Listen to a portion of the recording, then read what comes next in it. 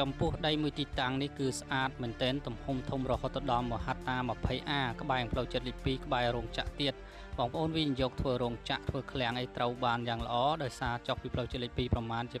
200ទៅ300ម៉ែត្រទេបើសិនចាប់អារម្មណ៍ទៅអញ្ជើញទៅមើលជាមួយខ្ញុំទាំងអស់គ្នាបាទជំរាបសួរបងប្អូនយើងមានទីតាំងដីមួយទីតាំងនេះគឺស្អាតមែនទែនស្ថិតនៅលើផ្លូវរដ្ឋធំតែម្ដងហើយនៅក្បែរនឹងផ្លូវចិត្តលេខ 2 ចុះមកត្រង់ចំណុចផ្សារចំបក់ដែលទីតាំងនេះគឺស្អាតបាទហើយដីពេញខ្នាតចាក់ដីហើយបាទបាន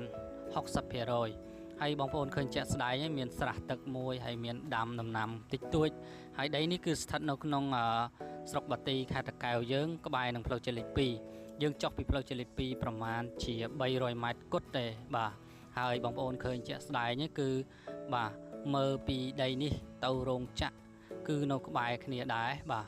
ពីដីនេះទៅរោងចក្រគឺក្បែរគ្នាមែនទែនគឺរោងចក្រនឹងជាប់ផ្លូវជាតិលេខ 2 បាទអញ្ចឹងពីដីនឹងទៅរោងចក្រគឺចម្ងាយបាទ300ម៉ែត្រហើយ